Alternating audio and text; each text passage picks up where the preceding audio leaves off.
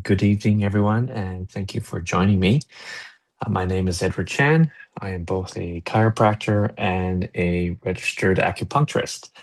And today I would like to discuss with you something very important and essential for all of us, sleep. So, whether you're recovering from an injury or managing chronic pain or trying to improve your performance or achieving some health goals or simply feeling better every day, sleep is one of the more powerful forms of medicine, I have to call it, we have. Today, we're going to look at sleep through two different lenses, more of a modern Western science based and a TCM, traditional Chinese medicine.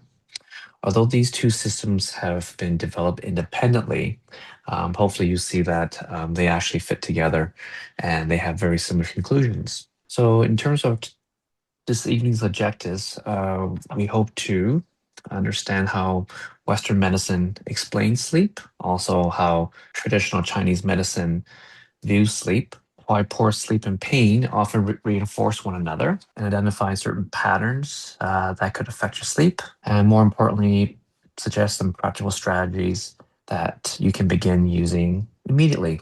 Obviously, my goal isn't here to convince either system is better than the other, but just to show how both of them can work together and they can complement each other and give us a more complete picture of health. What is sleep? So, from the Western perspective, it's not really switching off, it's actually a very active biological process. So, we've all heard about the circadian rhythm, which is a 24-hour clock and it regulates our sleep wake cycle. And it has a couple stages. There are the dozing off stage, which is on this picture here on the top left. It says the NREM stage one, which is non-REM stage. And these stages last a few minutes. And then we go to a second stage here, which is the subdued state, which can last between 10 and 60 minutes. And then there is the REM, which is where you dream, and there's increased brain activity that can last up to an hour. And then it goes to deep sleep, which is between 20 and 40 minutes. And then once again, this cycle goes through the night. So typically, hopefully, we can go through one or two good cycles uninterrupted, and that will allow our bodies to reset our hormones, also reset our central nervous system, and actually get a good deep sleep. So, from an Eastern perspective, it's a little different. It talks about yin and yang in terms of opposites working together in harmony. So, sleep is represented by yin, which is the body's restorative, cooling, and nourishing state. During the day, yang, which is the opposite of yin, dominates. And so, at night, yin should naturally increase, allowing us to rest. Another thing, too, is there's a concept of shen, which is spirit, and it is housed in the heart, which is like an sort of an organ, but it's not more like physically the heart. And having a calm, peaceful shen leads to better sleep and mental clarity. Obviously, when the shen is calm, sleep is peaceful. There's two other organ systems, liver and kidney. They help anchor and nourish the shen. And again, that allows for restorative sleep. If these systems become sort of unbalanced, then you may experience lighter sleep, restlessness, or interruption. So there's a little saying on the right-hand side, which is pretty true for some days. How much sleep do we need? So it's a big question. Some people can get by with less or more, but on average, between 7 and 9 hours for adults. The interesting thing is that the quality and quantity of sleep matters. It's not one or the other. Obviously, if you sleep 8 hours and is on and off, up and down, tossing and turning, versus a good solid 7 hours. So we have to keep these things in mind. By allowing us to sleep this amount of time, it actually supports the physical recovery, helps your immune system, balances the hormones. And as we know that if there is a chronic sleep restriction, it leads to accumulation of body dysfunction, cardiovascular health, possibly metabolic diseases. And speaking of health, what happens when we don't sleep enough? You actually feel more pain. your pain threshold gets lower, and so then you perceive pain. So what may have been 5 out of 10 now could be or 9 out of 10 for the same amount of pain that you're feeling before. Also, when you have decreased sleep, there is slower tissue healing. It impairs your cell repair functions. For skin and hair, there's less collagen production and, of course, tissue regeneration. So when you are injured or you're trying to achieve goals, if you're not getting enough sleep, you can't recover as quick enough, and therefore you can't return back to your task. And obviously, if you're not getting enough sleep, you can also get disturbances with coordination because your muscles aren't working as well. Your reaction time could be slower. With the Chinese medicine perspective, these are certain patterns. It's almost like labeling certain illnesses, but in a sense that they call them patterns. And liver qi stagnation is where the liver isn't functioning as well as it should be. Um, for instance, you might have external stress or internal stress, and that could lead to frustration, irritability, a difficulty of falling asleep, and quite often you wake up with tightness and headaches. Another syndrome or pattern is a heart fire. So there's a lot of heat in the heart, you would experience restlessness, night sweats, red face, and also red tongue. And also, there is a point where your yin is low, and therefore your sleep isn't anchored. So you might wake up early or easily. You might have night sweats, dry mouth, low back pain, or knee soreness. And what's interesting is some of these patterns, when you have a decrease in yin, it is quite often experienced during menopause, where there is a change in hormone, and the yin, which is associated with female, is a bit lower, and the yang, which is male, is higher. So you get more of these sort of, they believe, more male syndromes, which is heat. And so as a result, you get night flashes, you don't sleep as well. And so there's more aches and pains. So these things are interlinked together. And what's interesting is sometimes when you do wake up in the middle of the night, if you look at the diagram on the right, sometimes people wake up between the hours of 2 and 3, for instance, or 3 to 4. This chart here shows different systems in your body, and these are the optimal times for them to regenerate or rest. And so if you happen to wake up around 2 a.m., that's the time for liver to sort of reset, reboot, recharge. And if you're up and about or not sleeping well and not resting, that that system does not regenerate. And as a result, there is further complication with, in this case, the liver at around 2 a.m.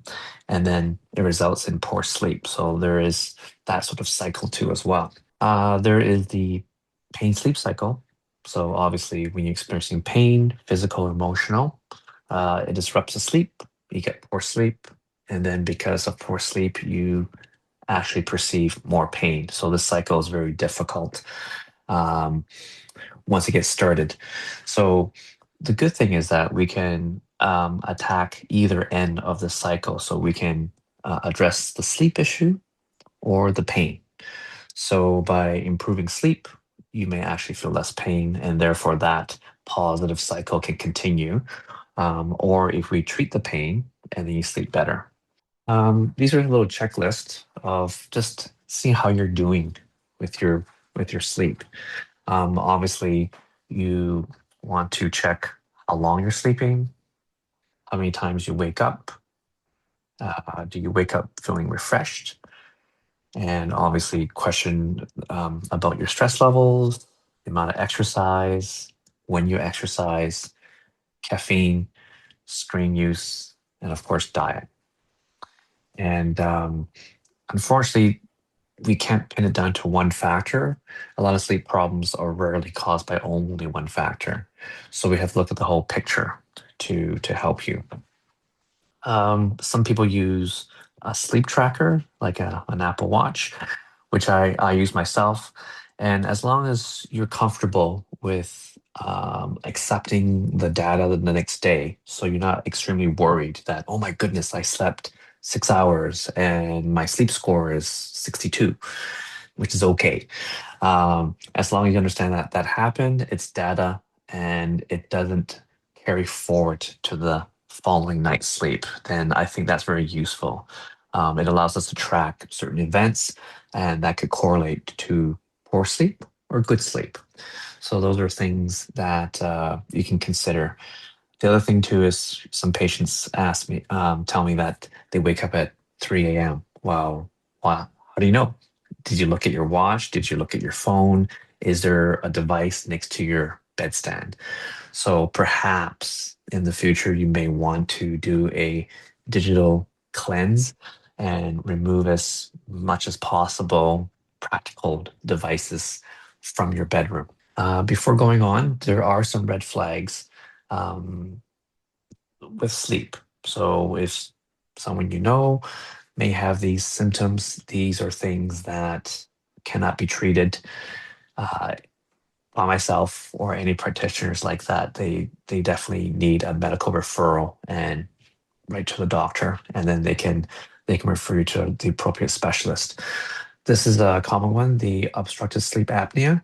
So this is just pretty much people sleeping with loud habitual snoring, perhaps maybe a pause in sleep, in breathing during the sleep, uh, gasping or choking during the night, and that could equate to excessive daytime sleepiness. You might have headaches, and you might continue to have hypertension. So, despite the medication, your blood pressure is continued to quite high. Some of the risk factors could be a large neck circumference and unfortunately obesity. So OSA, um, if it's untreated, you could have an increased risk of hypertension, stroke, heart disease, diabetes. So that's something that should not be ignored. As same with excessive daytime sleepiness. So if you're falling asleep at the wheel during meals, then obviously it could be back up to sleep apnea, or it could be narcolepsy or some sort of medication effects, neurological issues. So again, that needs to be addressed by the family doctor. There's REM sleep behavior, where people kick, punch, yell, they fall to bed. They may act out some of the vivid dreams. So they may precede Parkinson's and other neurodegenerative disorders. So again, don't don't let that one, don't ignore it. This one we've heard of, restless leg syndrome. It's been renamed to, I think, Willis Ekbarn disease. So again, twitching the legs, your legs can't get comfortable. You feel like moving them. There might be ants or different feelings on them. So these could be severe and progressive. So obviously affects your sleep. It could be as simple as iron deficiency, or it could be kidney disease. So definitely have to get that checked out. Um, when do you consider having yourself chronic insomnia? 3 months or more, generally, and it depends on the symptoms. But if it happens to be quite consistent, then again, that has to be checked out. And another one is if you have unexplained weight loss or night sweats, that's something that should be checked out too as well. In terms of treatment, what I can provide as a chiropractor is manual therapy. So loosen the muscles, make the muscles less tense and tight, will increase your mobility and restore your muscle function. And that allows you to sleep better without pain. To continue this effect, then we encourage our patients to exercise, maybe some rehab, but that further strengthens and stabilizes your pattern, your movements, and therefore there's more stability in terms of your coordination. And by just exercising more, we can basically reduce your pain levels too as well. And again, that sleeps and that improves your sleep. Now, there's supplements. We hear a lot about supplements. So, I always ask patients to consult before self-dosing, and that's myself included. So I feel that we're at this time where we know just enough sometimes to be dangerous to ourselves and sometimes not. So it's best to leave it to professionals. So maybe your family doctor, the naturopaths here deal with lots of supplements, and they could figure things out for you too as well. But these are some common ones that we hear about and read about. And the big one is melatonin. So it naturally occurs, it increases in the evening, and then it peters off in the morning. So it makes you drowsy. And as long as it's being produced in low amounts, it keeps you asleep. And then it decreases, and then you wake up. And then the cortisol levels increase, and then you go out through your day. People do find it very effective to take prior to bed. The problem is sometimes is how much to take, and sometimes the larger the dose doesn't mean it's better, and other times you may take something like say 5 milligrams, you fall asleep, and then at 3 or 4 a.m. you wake up and you're just ready to go, and you're like, oh, I slept 5 hours, but it was well rested, but somehow you just got woken up. And that could be the cause of because maybe you've given yourself too much dose at the beginning, so you're drowsy, and then it wears off, and then you wake up. So sometimes you might take a lower dose, but with a slow release. So throughout the whole night, it's releasing very small amounts of melatonin, and that can sustain your sleep too as well. Again, everyone is different, so it's best to consult. There's magnesium, which also relaxes the muscles, which can also reduce pain and help you sleep. Calcium too as well, less cramping. Glycine is shown also to help. And there's valerian tea or root, and there's GABA, which is a neurotransmitter. And so a lot of times we sometimes mistakenly take these and then you don't feel well. You might take cold medication, and so there's drug interactions. And sometimes, if you're not careful, we stack these ones. So someone might take GABA and melatonin, and that could be way too much for somebody, and that could have some adverse effects. For acupuncture treatment, obviously, we put needles in the body at certain points and to elicit an effect on the body and as well as the organ that we're doing. And so these are some points that we use to help people with insomnia or just help them get better sleep. Heart 7, it actually calms the spirit because the Shen is housed in the heart, and it helps reduce anxiety. Spleen 6 is a very strong yin point, so it vigorates and tonifies the yin, as well as it calms the mind, and it can produce restful sleep. And liver, it moves the chi, the energy, and it reduces stress and heat, and also tension.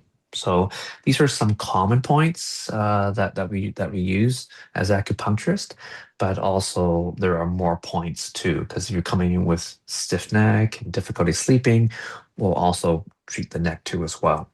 So each treatment is fairly personalized, and therefore it's not cookie cutter and not the same for everybody. In terms of strategies, so there's lots of things. One is consistent sleep schedule. So these little things that you do now consistently could have a very great long-term impact. So having a regular sleep time is quite important. Uh, Many of us sleep really well during the day if we're working, and then the weekend, oh, we can sleep late on Friday, sleep in on the weekends, and our sleep sort of gets thrown off for a little bit. And then on Monday, we struggle to get back on track. So it's almost like traveling to London for the weekend and then coming back on Monday to start work. So your body isn't that great, doesn't respond to it. So a tip is if you set an alarm to wake up, you might want to set an alarm to go to sleep. So you might set it at 10 o'clock, for instance, and you can begin your wind down routine. And so that way you try to keep it consistent. Reduce stimulants. So that includes caffeine. So sometimes even in the afternoon, if you have caffeine, it could have effects for the sleep. So you want to create a relaxing pre-sleep routine. So it's obviously your common stuff: brushing teeth, getting ready. As a chiropractor, I like to throw in some stretching, and then you go through your routine so that it's a pattern. You follow it. It's consistent, and definitely you feel the health benefits. For the bedroom, uh, there's physical comfort. So that means getting the right mattress, the right temperature, darkness, also the right pillow.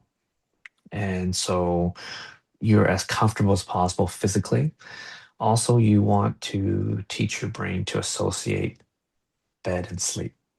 So it's just like, a game. When you say, dog, cat, left, right, you want to think of bed and sleep. And so if you do other things in bed, watch TV, Netflix, go on your screen, do some homework, then your brain gets confused when you approach the bedroom and you see the bed, because then your brain might go, is it sleep time or is it homework time? So you want that psychological association. In terms of pillow, it's a tough one. I still struggle with my neck to get the right pillow, but a general rule of thumb is sleeping on your side is ideal because it keeps your spine and neck in a very straight, neutral position, followed by sleeping on your back, and then the least is on your stomach, because that usually involves twisting and turning your neck. Find a pillow the best you can to maintain a nice upright, straight posture. So as you're sitting up or standing, that's pretty much how your back and neck should be while sleeping. So we're going to pull it all together here. So it's interesting because Western medicine really excels in understanding the anatomy, the biomechanics, and tissue healing, and hormones and balance like that, while the Chinese medicine perspective, or the Eastern, focuses on energy, regulation, balance of energy, and actual individual care. It also treats the root, not just the branch. In other words, it treats the cause versus just the symptoms.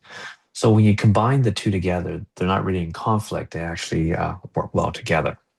And the good thing is that um, not two people are the same, so the care is catered to you. So the takeaway is that sleep is really one of the great foundations of health. It helps you heal, perform better, and since we all do it, must well do it well. And it's relatively inexpensive to invest in yourself to get good sleep. Obviously, pain and poor sleep reinforce one another.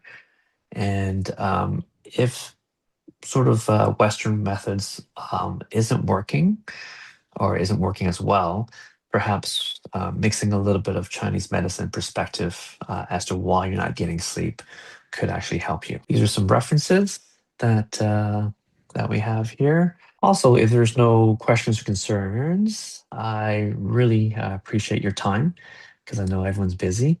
And if you do have any, or you think of any, uh, feel free to reach out to Natliving.